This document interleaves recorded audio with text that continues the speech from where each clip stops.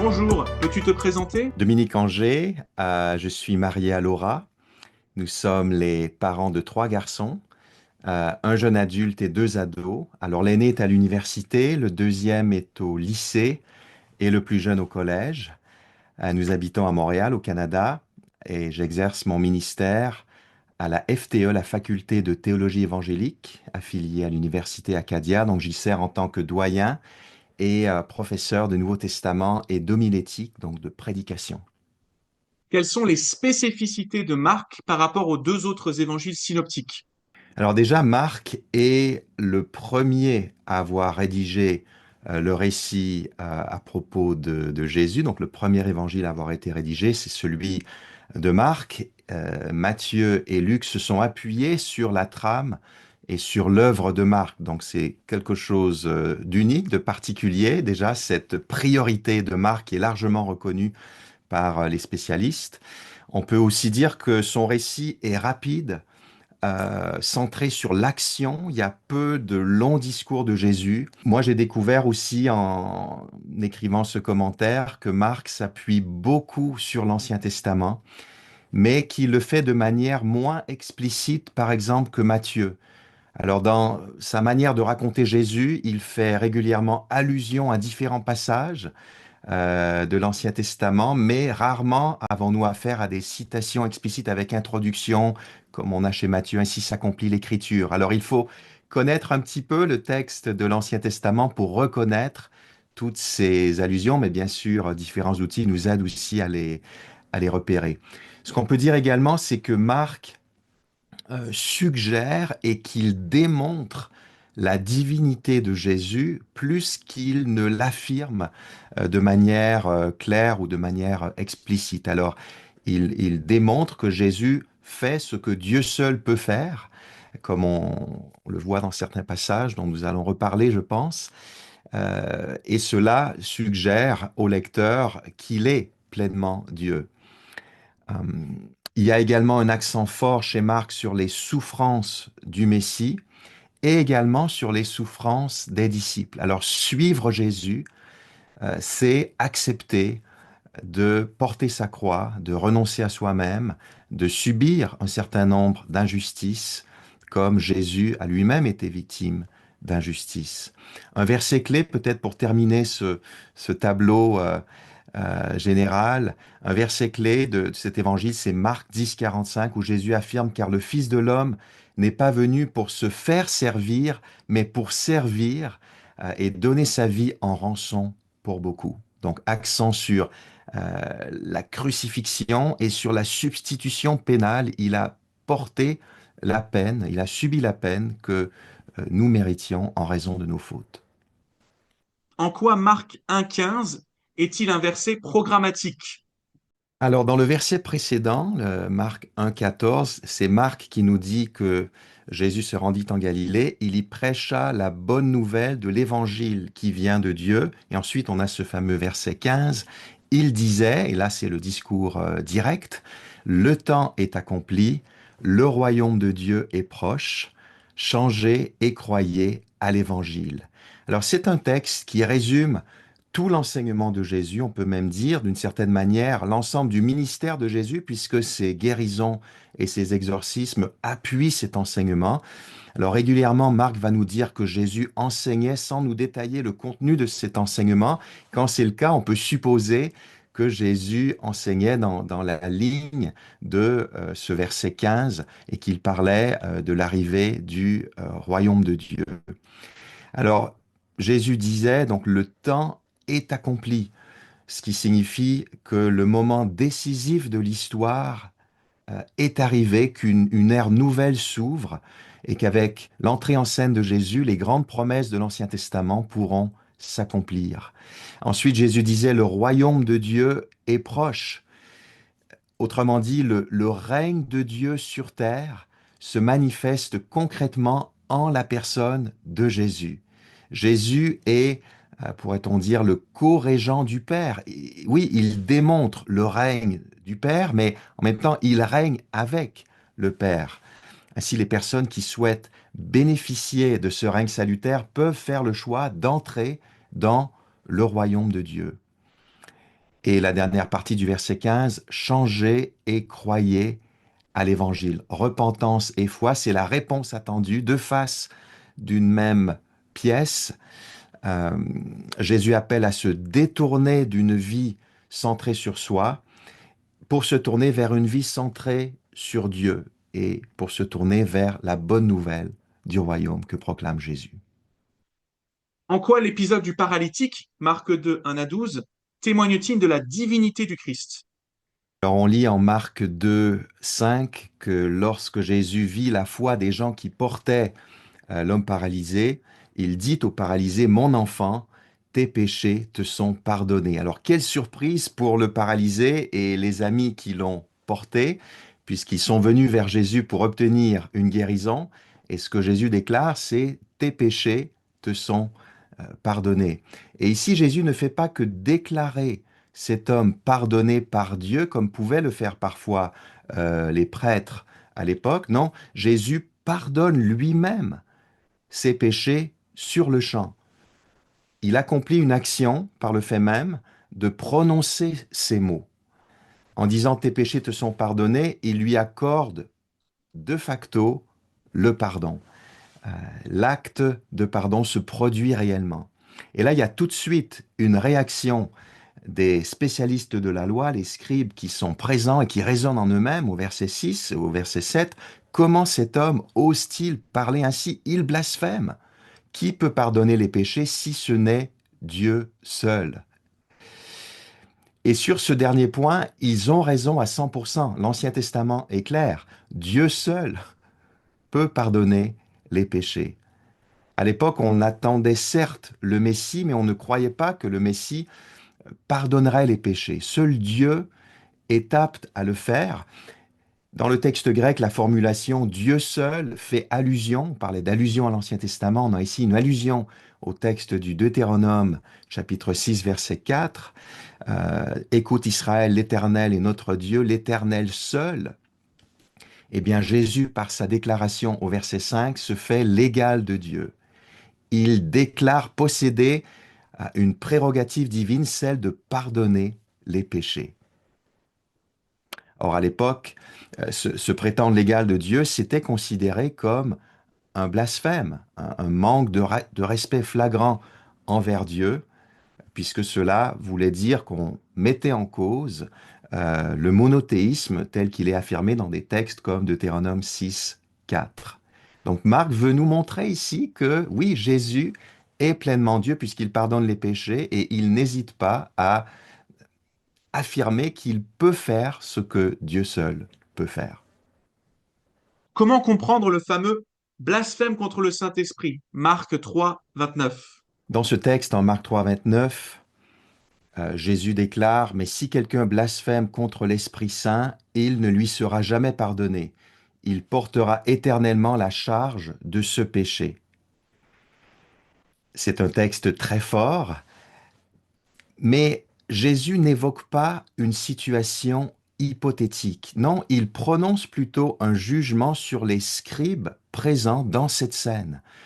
Et au verset 22, donc précédemment, les scribes venus de Jérusalem ont déclaré que Jésus est sous l'emprise de Béelzébul et que c'est par le pouvoir du chef des démons qu'il chasse les démons. Eh bien, ce sont eux que Jésus décrit dans notre verset 29. Les scribes blasphèment contre l'Esprit Saint. Et en se rendant coupables de ce blasphème très précis, ils prononcent leur propre condamnation éternelle. Ils devront porter éternellement la charge de ce péché qu'est le blasphème contre l'Esprit Saint. Cette compréhension des choses, elle est confirmée, me semble-t-il, au verset suivant, le verset 30. Jésus leur parla ainsi parce qu'il disait, il est sous l'emprise d'un esprit mauvais. Donc on voit qu'il y a un lien entre cette déclaration précédente des scribes et cette parole de condamnation de Jésus par rapport au blasphème contre l'Esprit Saint. Alors qu'est-ce que c'est le blasphème contre l'Esprit Saint? Ces scribes s'en rendent coupables en disant que Jésus a un esprit impur.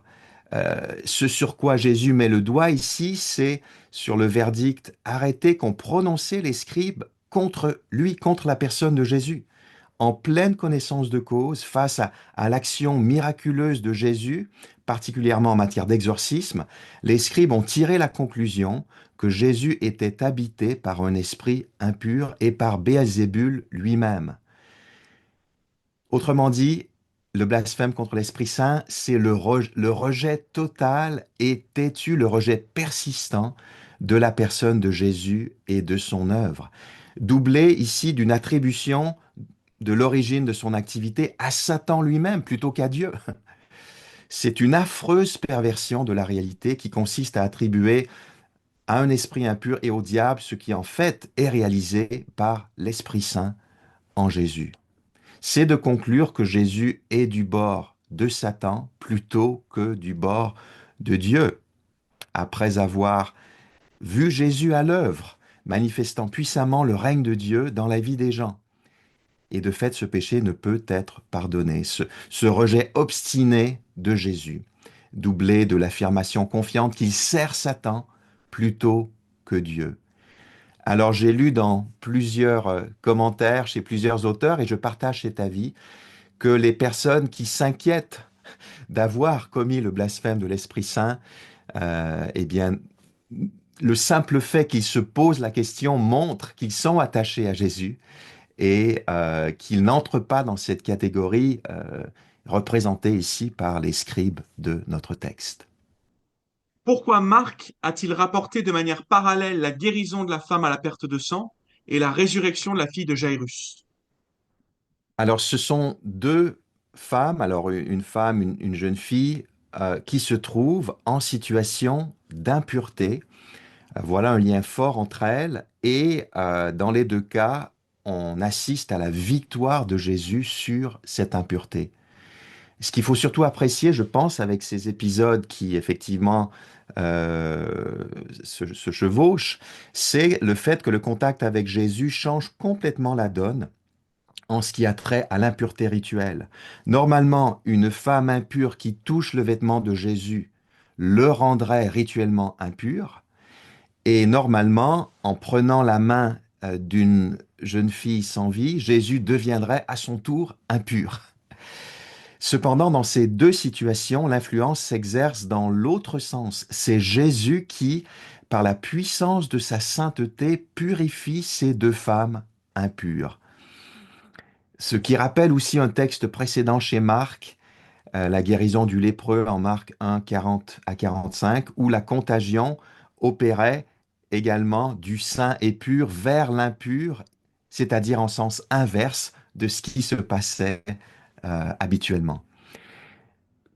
Ce qu'on peut également dire, c'est que ces deux femmes illustrent toute la diversité des bénéficiaires de l'action de Jésus, puisque la jeune fille qui est ramenée à la vie est la fille de Jairus, un homme respecté et honoré qui se trouve tout en haut de l'échelle sociale du temps, alors que la femme à la perte de sang s'est appauvrie, elle est tout au bas de l'échelle sociale, une femme qui vit sans doute à l'écart du peuple pour ne pas rendre impures les personnes avec qui elle entre en contact. Eh bien, Jésus est présent et actif pour purifier ces deux personnes et toutes les personnes qui souhaitent bénéficier de la victoire de sa sainteté.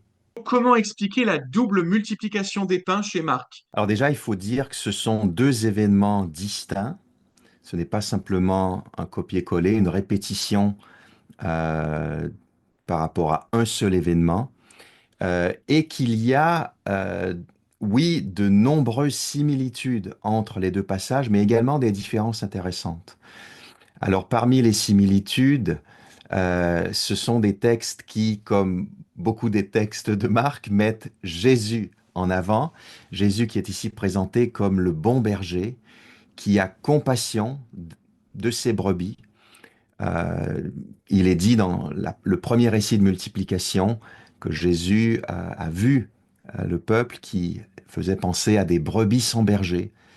Et dans sa compassion, il s'est mis à les enseigner pour répondre à leurs besoins spirituels, et dans la foulée, il multiplie les pains et les poissons pour répondre également à leurs besoins physiques, ce qui fait penser à Moïse dans le désert, à travers, à travers lequel Dieu avait pourvu à la manne pour nourrir son peuple qui parcourait le désert.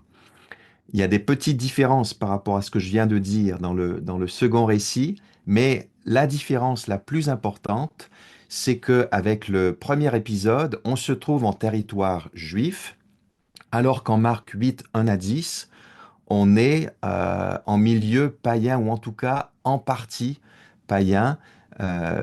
Marc nous donne toutes sortes d'indices pour nous dire que dans cette foule, il y a cette fois de nombreux non-juifs qui sont présents et qui vont bénéficier de cette seconde multiplication des pains et des poissons. Ce qui est une manière de dire, cela permet donc pour Marc l'auteur de nous dire que Jésus est le bon berger pour tous, pas seulement pour le peuple d'Israël, mais pour tous les peuples, pour toutes les nations. Il est le divin berger. Et d'ailleurs, le second texte se trouve dans une section où on a plusieurs passages où Jésus entre en contact avec des non-juifs, ce qui appuie cette interprétation. Comment pouvons-nous prier pour toi? Bah déjà, merci de me poser cette question. Euh, Vous pouvez prier pour la rédaction des volumes 3 et 4 du commentaire sur Marc. J'y travaille. Il y a encore pas mal de chemin à parcourir et donc c'est toujours dans la dépendance du Seigneur, dans la joie de la découverte de ce que Marc veut nous dire à propos de Jésus, que le Seigneur accorde sa grâce, sa force jusqu'au bout de ce projet. Et puis, j'ai également d'autres projets d'écriture en route, en cours, différents types de projets, alors que le Seigneur m'aide à discerner les plus importants, peut-être un ordre de priorité pour ces autres écrits. Et puis, prier, si vous le voulez bien, pour notre faculté, la faculté de théologie évangélique à Montréal, qui est au service de la francophonie, pas seulement du Québec, mais grâce à la technologie, euh, nos cours sont disponibles également en distanciel, où que vous habitiez, et bien que le Seigneur euh, conduise euh, les étudiants qu'il appelle à se former parmi nous vers la FTE, qu'il leur mette à cœur nos formations, que nous puissions entrer en contact, que la communication se fasse entre nous et que nous puissions participer avec d'autres à la formation en milieu francophone.